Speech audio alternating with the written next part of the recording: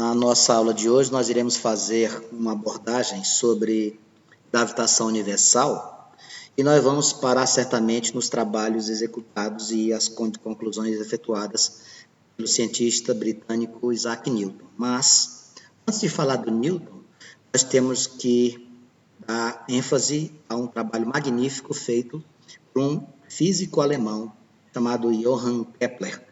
Nós iremos fazer isso hoje. Se existir tempo hábil para resolver exercícios, nós iremos efetuá-los. Caso contrário, nos daremos por satisfeitos se a gente conseguir abordar essa parte histórica do assunto que iremos começar hoje em nossa apostila de número 4.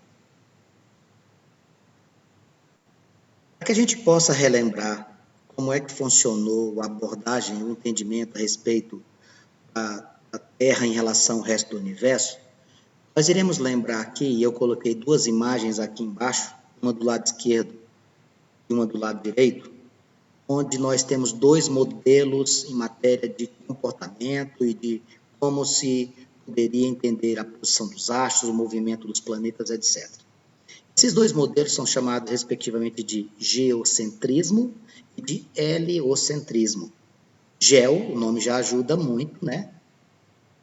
E hélio também ajuda muito. Vamos falar sobre os dois aqui.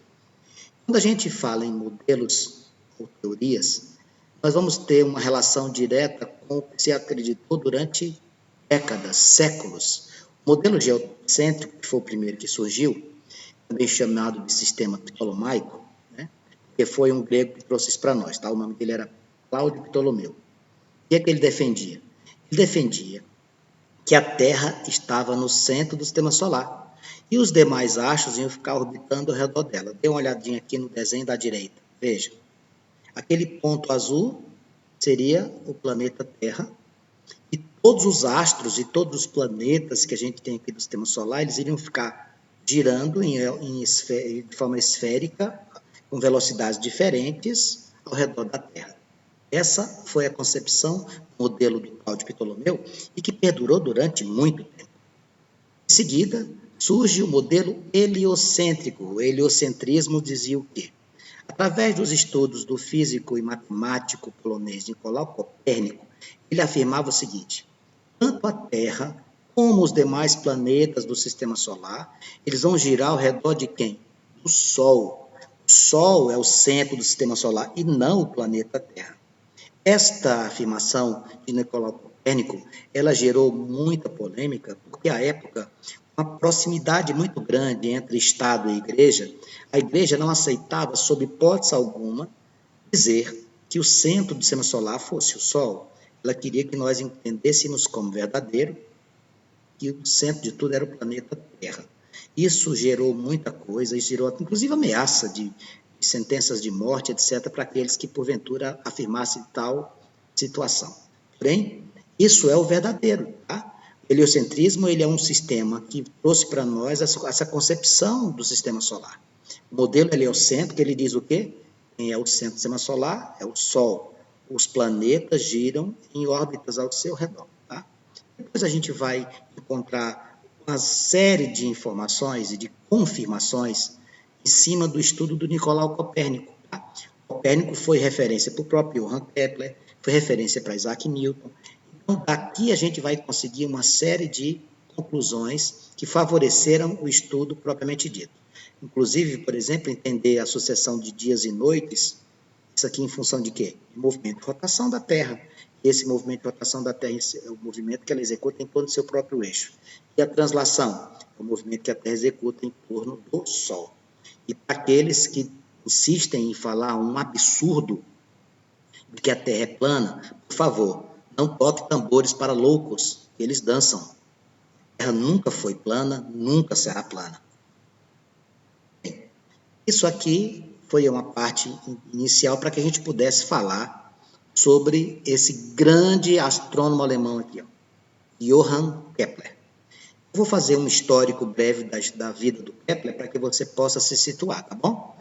Kepler nasceu em 1571 numa cidade do sul da Alemanha. Ele era um astrônomo, ele se formou e foi trabalhar na Áustria. Em 1596, ele se torna professor universitário lá na Áustria. Tá? Ele tinha 25 anos à época. ele tinha como concepção científica que Copérnico trazia no bojo de seu estudo que era realmente correto. O que o Nicolau Copérnico trouxe para nós? O modelo heliocêntrico. Só que Kepler teve muitos atritos dentro do seu trabalho, principalmente aspectos ideológicos e religiosos. Então, o período de validade dele lá na Áustria, dentro da universidade, não foi muito longo.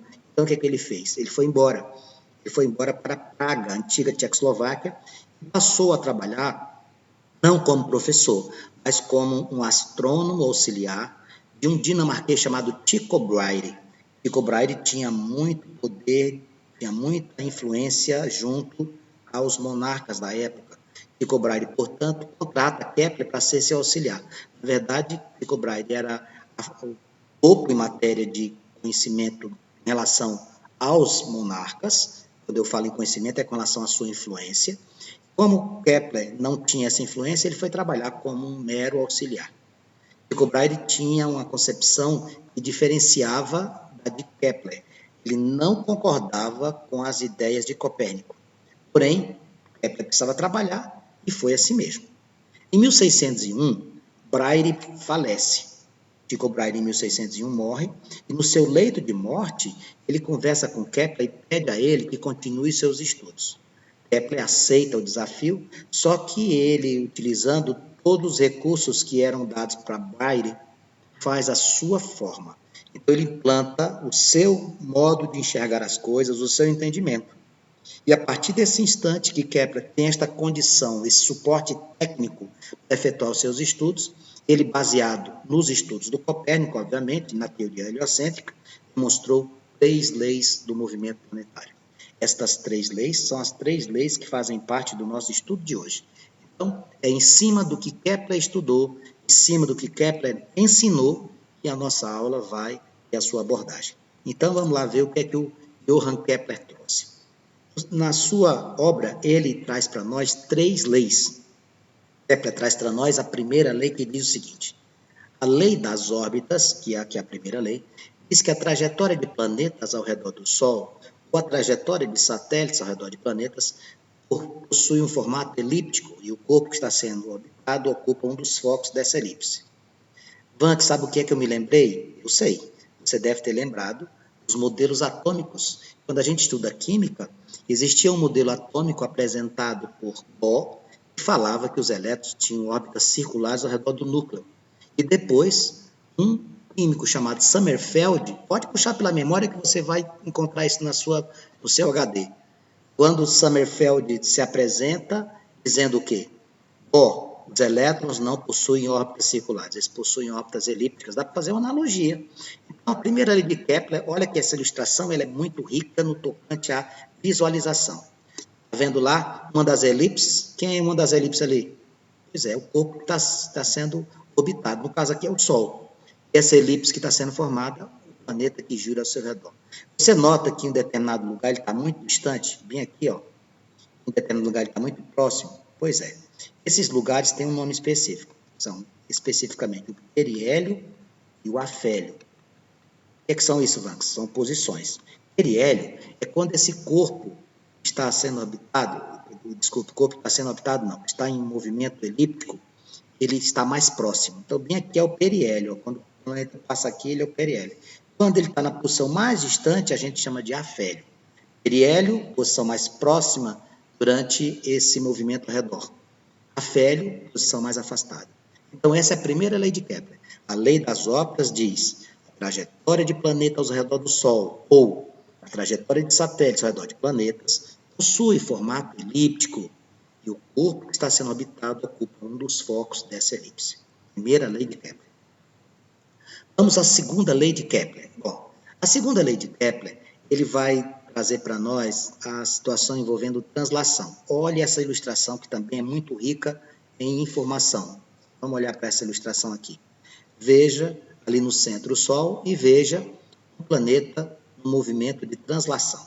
Então veja só, a segunda lei de Kepler diz o seguinte: a linha que liga o centro do Sol ao centro dos planetas, a linha que liga o centro do Sol ao centro do planeta, vamos pegar uma linha imaginária aqui, Varre, o que significa varre? Porque ela vai se deslocar. Áreas iguais em intervalos de tempos iguais. Pronto. Está vendo que cada momento aqui você tem áreas sendo varridas pelo movimento? Pois é. Em intervalos de tempos iguais, a área será a mesma. A segunda lei diz isso. Ó. A linha que liga o centro do Sol ao centro do planeta varre áreas iguais em intervalos de tempos iguais. Tá bom? Então, eu posso entender o quê? A taxa de variação dessa área em função do tempo ela é uma constante. Muito bem. Isso aqui a gente visualiza em qual movimento? Movimento de translação. E as velocidades de translação dos planetas são variáveis dependendo de se eles estão mais próximos ou mais afastados. Quando o planeta está na região do afélio, ou seja, mais distante, a sua velocidade é menor do que quando ele está na região do periélio, quando está mais próximo. E a terceira e última lei é uma lei que envolve cálculo matemático. Essa aqui é a que mais me impressiona. Kepler faz na terceira lei uma constante ou uma proporção envolvendo período e raio. Como assim, Vanks? Período é tempo, não é? Período é o tempo gasto para você dar uma volta inteira. Por exemplo, o período da Terra em relação ao Sol, seu movimento de translação é de aproximadamente 1 ano e 6 horas. E o que seria o raio? Raio é distância, amigos. Tá? Tamanho, comprimento. Então, aqui, ó, em sua terceira lei de Kepler, ele faz uma relação, uma proporção entre o período e os raios. Olha que coisa impressionante. O quadrado do período de revolução dos planetas é diretamente proporcional ao cubo dos raios médios de suas órbitas. Existe uma constante entre o quadrado do período e o cubo do raio da órbita que você faz. Traduza isso, Vanks. Por exemplo, você pega o planeta Terra, o período que ele gasta, elevado ao quadrado, o raio dele, ou seja, o raio médio de sua órbita ao cubo, se você fizer esse cálculo, ele vai ser a mesma coisa se você fizer com o período ao quadrado do planeta Marte, com raio ao cubo do planeta Marte. Com o período ao quadrado de Plutão, Netuno, de Saturno, elevado ao quadrado e o raio elevado ao cubo.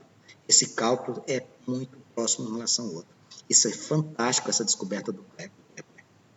Bom, só que Kepler, nos seus estudos, como ele não tinha tanta ascensão na comunidade científica, ele não tinha a moral que tinha, por exemplo, Isaac Newton, teve muita dificuldade de, após apresentar suas leis, dar algumas explicações, como, por exemplo, se os corpos estão em movimentos, como o Sol, como o centro e os planetas ao seu redor, por que eles não se chocam? Por que a Lua não se choca com a Terra? Por que os planetas não se chocam? Kepler não conseguiu responder isso. Morreu sem poder dar essa resposta, e essa resposta só veio depois, através de um cientista chamado Isaac Newton. Newton, quando entra em cena, traz para nós a lei da gravitação universal. Isaac Newton se baseia em dois aspectos fundamentais. Primeira, a condição de aceitar o heliocentrismo, ou seja, Nicolau Copérnico fazia parte de sua sustentação. E segunda, quando ele conhece o trabalho de Johann Kepler, que já era falecido, ele diz, eu posso extrair daqui alguma coisa.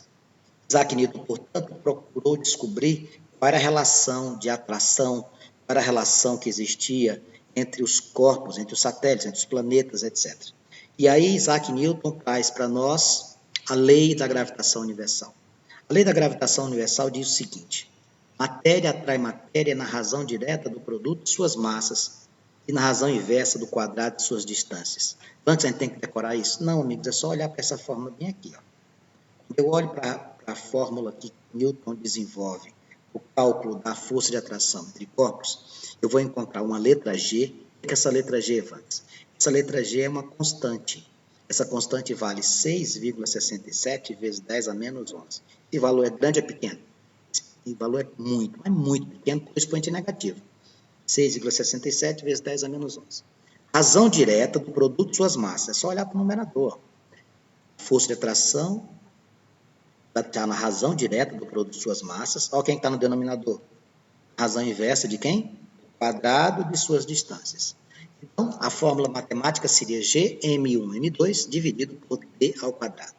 Newton, portanto, descreve essa força e além de fazer os objetos caírem, faz os planetas e os satélites permanecerem em órbita. Essa lei é conhecida como a lei da gravitação universal, e ela tem duas premissas, acabei de citá-las. Primeiro, massa atrai massa. Segundo, quanto mais afastados, menor a força. Então, amigos, todos nós, como corpos, atraímos outros corpos. Corpos maiores atraem mais. Corpos mais próximos atraem mais. Então, dentro dessa visão, o que é que eu tenho que ter? Entendimento. A força de atração, ela é diretamente proporcional ao produto de suas massas, inversamente proporcional ao quadrado de suas distâncias, m1, m2 dividido por t ao quadrado. Essa, portanto, seria a forma de entendimento inicial. Vanks, quando a gente estuda atração, a gente vai estudar nas modalidades de energia os campos gravitacionais, sim, ou seja, a influência da gravidade em determinados lugares. Na Terra, a gravidade, por exemplo, é 9,8 metros por segundo ao quadrado. Se você for em Júpiter, a gravidade já é de 26,4 metros por segundo ao quadrado. Se você for em Marte, 3,8 metros por segundo ao quadrado. Se você for até a Lua, 1,6 metros por segundo ao quadrado. De onde sai este valor? Aqui está. O valor 9,8, que a gente arredonda para quanto? Para 10 metros por segundo ao quadrado, aqui na Terra. Ele vem dessa fórmula bem aqui. Como é que eu calculo gravidade, Vargas? Gravidade é calcular o G, o G, 6,67 vezes 10 a menos 11, vezes quem? Vezes a massa, dividido por quem? Pelo raio médio ao quadrado. GMR2.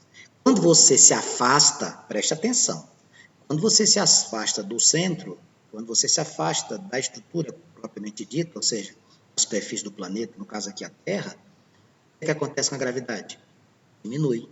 Então, olha essa segunda relação que tem bem aqui. Essa segunda relação é a mesma primeira. Essa primeira relação e a segunda são as mesmas. Só que, aqui, amigos, você teve o quê? Você teve um afastamento do planeta. Ó, ele não está na superfície, ele está num lugar mais distante. O que é que você vai fazer aqui? Mesmo cálculo. G, aqui, vezes M, está aqui. Só que aqui, a distância não é mais o R, ó, é mais o R. Você vai pegar o R com quem? R mais o H. Você vai calcular a distância, considerando o raio do planeta, mais a distância que se encontra esse corpo. Vai aumentar ou diminuir a gravidade, Vargas? Acabei de citar para você. Vai diminuir. Se você aumenta a distância, a gravidade vai diminuir. Vai diminuindo, portanto, o campo gravitacional. Lembrando na física que as ondas eletromagnéticas conseguem se deslocar em lugares onde o campo gravitacional é nulo. As das ondas mecânicas, não. O som se propagaria no vácuo? Não. A luz se propagaria no vácuo? Sim. Corpos em órbita. Dê uma olhada nessa ilustração que eu trouxe aqui para você. Ah, Vanks, a Terra não é plana. Não, não é. A Terra não é plana. Ela tem uma forma esférica achatada nos polos. Ela não é plana, tá? Se alguém disser isso para você, você só ouve, não discuta. Vamos aqui, ó. Isso aqui nós temos um satélite no movimento ao redor do planeta Terra. E aqui eu trouxe duas informações importantes para você. Primeiro, você vai considerar esse satélite aqui girando em torno do planeta. Aqui eu coloquei a Terra, mas poderia ter sido qualquer outro. A força centrípeta, ou seja, a força que você tem aqui, ó, a força centrípeta é igual a quem? A ação da gravidade, a força gravitacional. E como é que eu vou fazer o cálculo, por exemplo, da velocidade deste satélite? Vem aqui. A velocidade do satélite vai ser a quadrada de G. Lembra do G? Lembra? 6,67 vezes 10 a menos 11. Vezes a massa dividido pelo raio. O que é o T, Vargas? T, amigos, é período. O que é período? É tempo para completar um ciclo. 2π que multiplica raiz quadrada de R3 sobre GL. Eu coloquei uma observação aqui que eu acho importante, que é a velocidade de escape. Mas o que é a velocidade de escape? Vamos imaginar o seguinte. Você queira lançar um corpo na superfície da Terra, por exemplo, e que ele entrasse em um movimento tal que não voltasse mais, que através da inércia, que é a primeira lei de Newton, ele continuasse em órbita eternamente. Ah, eu quero me livrar da minha sogra. Pois é, aí você pegaria a sua sogra, iria fazer o lançamento dela com a velocidade de 11,3 km por segundo. Se você lançar a sua sogra com a velocidade de 11,3 km por segundo na nossa superfície terrestre, essa velocidade de escape permite nos afirmar e ela vai entrar num deslocamento, numa órbita tal, ela não volta mais. Maravilha! Pois é. E se for lá de Netuno? De Netuno, você já teria uma velocidade inicial de 24 km por segundo. Cada lugar com a sua característica. Tá? Por quê? Porque tem ação gravitacional, tem a massa, tem o tamanho do planeta, etc. Como é que eu calculo a velocidade de escape? Esta relação matemática bem aqui. Parece muito com a velocidade lá do satélite girando ao redor do planeta, né? Sim, só que aqui é GM sobre R. E aqui é 2GM sobre R na raiz.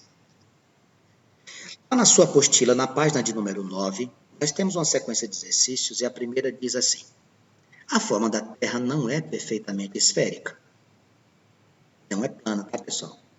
Por isso, a aceleração da gravidade não tem a rigor o mesmo valor em todos os pontos da superfície. A partir dessas informações, é correto afirmar que a intensidade do campo gravitacional na superfície da Terra é. Amigos, o que é que acontece? Preste atenção. Eu vou fazer aqui o desenho. Tá? Aqui seriam os polos. E aqui a linha imaginária, que seria a linha de quem? A linha do Equador. Tá.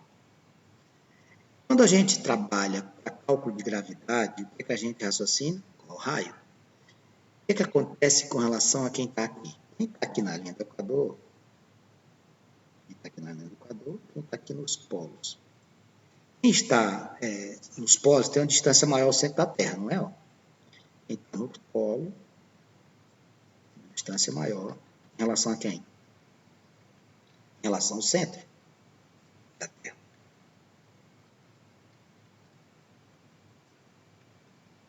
Bom, se o meu R é maior, se a minha distância é maior, o que é que vai acontecer? Se eu comparar isso aqui, ele é maior do que quem está onde? Quem pediu aí para a gente comparar a linha do Equador? Só que não é a linha em si, é os pontos que estão nela. Então, vejamos.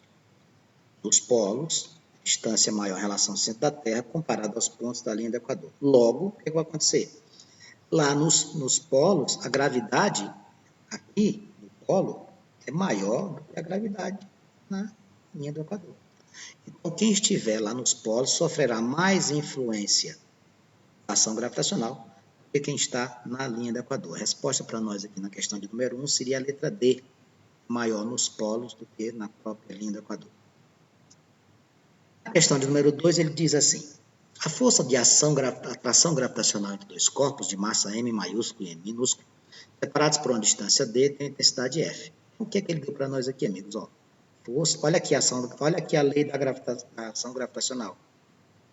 Força vai ser quem? G vezes Mzinho vezes Mzão, porque ele deu um M minúsculo maior, dividido por D ao quadrado. Isso aqui é o que nós teríamos, o quê? A situação original. Pronto, guarda aqui. Aí ele diz assim: força gravitacional entre dois corpos de massa M sobre 2, ó, M sobre 2, e a distância D sobre 2. Qual será a intensidade? O que você vai fazer? Vou chamar isso aqui de F', para poder fazer diferente. Aqui vai ficar M sobre 2 vezes Mzão sobre 2, dividido por quem? Por D sobre 2 ao quadrado. Vamos fazer a conta. G, Mzinho, Mzão, dividido por quem? 2 vezes 2? 4. Sobre, quem é que está aqui? D ao quadrado, sobre 2 ao quadrado dá 4. Amigos, o que é que eu vou fazer aqui? Você não tem a divisão de frações? Você pode cancelar este 4 com este. Quem é o seu F'? Sobrou o que ali? G, Mzinho, Mzão, sobre D ao quadrado. Pega esse valor aqui, por gentileza, e compare com o original. Compare aqui. O que você conclui aqui? O seu F' é igual ao seu F, não mudou nada. Sua resposta seria quanto? A resposta seria a letra C. Você dividiu todo mundo por 2. Você dividiu as massas por 2, dividiu o D por 2 e o G não divide, porque o G é uma constante. Até o G, 6,67 vezes 10 a menos 11. Resposta à questão número 2 seria a letra C. Lá na questão de número 3, olha essa ilustração que linda. Olha aqui. Lá na questão número 3 diz assim: a descoberta de planetas extrasolares tem sido anunciada com certa frequência pelos meios de comunicação. Uma dessas descobertas, o planeta em questão foi estimado como tendo o triplo da massa e o dobro do diâmetro da Terra. Vamos lá. Como é que seria a Terra? Vou colocar assim, ó, Terra. Sua massa eu vou chamar de M, tá? E o raio eu vou chamar de R. Não vou fazer nada de excepcional. Esse planeta que foi descoberto, presta atenção. O que ele disse aí do planeta? Ele disse que a massa é o triplo. Então, como é que vai ficar aqui? A massa desse planeta vai ser 3m. E tem o quê? O dobro do diâmetro. O que é o diâmetro? O diâmetro é 2 vezes o raio. Tá? Então, ele vai ter um raio 2r. A pergunta se assemelha muito com a questão anterior. Ele quer saber como é que vai ser a gravidade desse planeta quando compararmos com a Terra. Você vai ter que lembrar a lei da gravitação universal. F é igual a G, que multiplica M, como quem? M vezes M sobre distância quadrada. Se eu estivesse trabalhando com a tração entre os corpos, eu ia fazer isso. E a gravidade, Vanks, como é que eu calculo a gravidade? A gravidade é G vezes M sobre raio quadrado. Qual das duas você vai usar? A segunda, amigos. Você está querendo relacionar com gravidade. O que você vai fazer? A gravidade da Terra, você já sabe que é 9,8, você não vai mexer nada, deixa quietinho. O que você vai fazer aqui é a gravidade desse planeta aí que você não conhece. Vamos lá. G vezes. O que você vai colocar no lugar da massa? 3m. O que você vai colocar no lugar do raio? 2r. Lembrando que isso aqui entre parênteses é ao quadrado. Não esqueça disso. A gravidade desse planeta vai ser G vezes 3m sobre 2 ao quadrado, 4r2. Eu vou arrumar isso aqui para você ver o que eu vou fazer. Ó. 3 quartos, eu vou colocar os números primeiro. G, M, R ao quadrado. Dê uma olhadinha aqui. GMR ao quadrado é a gravidade aonde? Na Terra. Então, quanto é que ela vai ser? A gravidade desse planeta vai ser 3 quartos da Terra. A gravidade desse planeta vai ser 3 quartos da gravidade da Terra. É só olhar para o que sobrou aqui de número, ó. 3 quartos. A minha alternativa na questão número 3 seria a letra A. Esse assunto é muito gostoso de trabalhar. Muito, muito bom. Vamos para a próxima. Questão 4. Vanks, o que é essa imagem que você trouxe aqui? Isso aqui é uma imagem do planeta Marte. Você pode ir lá no site da NASA. Você vai encontrar essas imagens lá. O raio médio da órbita de Marte em torno do Sol é aproximadamente 4 vezes o raio da órbita de Mercúrio, tá? Em torno do Sol. Assim, a razão entre os períodos T1 e T2 de Marte e de Mercúrio, respectivamente, vale, amigos, tá lembrado da terceira lei de Kepler? Ele disse o quê? O período ao quadrado é proporcional a quem? Ao raio ao cubo. Como é que eu faria isso aqui? Ó? Você faz assim, ó. T1 ao quadrado sobre raio 1 ao cubo. Vai ser igual a quem? T2 ao quadrado sobre raio 2 ao cubo. Vanks, eu poderia ter colocado a letra M de Marte e a letra M de Mercúrio, mas aí por que eu fiz? Eu chamei 1 e 2. Exatamente. Então vamos fazer aqui. O que ele diz lá? O raio é aproximadamente o quê? 4 vezes maior. Ah, então o que eu vou fazer aqui? Eu vou trabalhar com o um sendo 4 vezes o outro. Então vai ficar assim, preste atenção. Isso aqui é a relação de onde? Terceira lei de Kepler. Terceira lei de Kepler. Terceira lei. Como é que eu vou fazer aqui? Período 1 ao quadrado sobre. No lugar do raio 1, eu vou colocar 4 raio 2. Ele não disse que era 4 vezes? Igual. Tem mais. O que é que você tem mais aí? R2 ao quadrado. E aqui, R2 ao cubo. Bom, vamos fazer isso aqui, que aqui deixou de ser física, que virou matemática. Vai ficar assim, ó. T1 ao quadrado sobre. 4 a terceira é 4 vezes 4 vezes 4. 64. R2 a terceira, só repete. T2 ao quadrado sobre R2 ao cubo. Veja o que é que você tem. Preste atenção que eu vou fazer. Esse R2 ao cubo pode cancelar com esse R2 ao cubo. Eles são iguais. Então, vai ficar T1 ao quadrado sobre 64 igual a T2 ao quadrado sobre 1. Multiplique cruzado, você vai ter T1 ao quadrado igual a 64 vezes T2 ao quadrado. O que você está procurando? Olha aqui, ó. Você está procurando T1 sobre T2. Então, passe esse moço para cá. Vai ficar T1 ao quadrado sobre T2 ao quadrado igual a 64.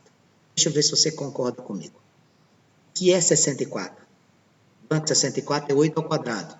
Então, ó, T1 ao quadrado sobre T2 ao quadrado igual a 8 ao quadrado. O que você poderia fazer aqui? Não está todo mundo com expoente 2? Posso cancelar. Ah, mas eu quis fazer foi com equação, raiz quadrada. Não tem problema. A resposta do mesmo jeito. Raiz quadrada de 104 é quanto? 8. Então, questão de número 4, a minha resposta seria a letra E. Olha que questão bonita. Partindo de onde? Da terceira lei de Kepler. Questão de número 5, ele traz para nós aqui uma pergunta falando sobre a velocidade orbital, né? Lá na questão número 5 ele diz: o satélite artificial gira em torno da Terra com órbita circular de raio R, sendo m a massa da Terra, m a massa do satélite e g a constante universal de gravitação. Qual das expressões a seguir para o período do satélite está correta? Se analisarmos as que estão presentes aqui, o período é calculado com 2π, que multiplica a raiz quadrada do R ao cubo sobre Gn. Questão de número 5, nós iremos marcar a letra E. Bem, essa é a primeira aula da nossa apostila de número 4, falando sobre Kepler, falamos sobre Isaac Newton, falamos sobre a atração dos corpos, a gravidade, os campos gravitacionais. Eu espero que você tenha gostado. Faça as tarefas desse capítulo, porque certamente nós iremos continuar abordando e fazendo muitas questões.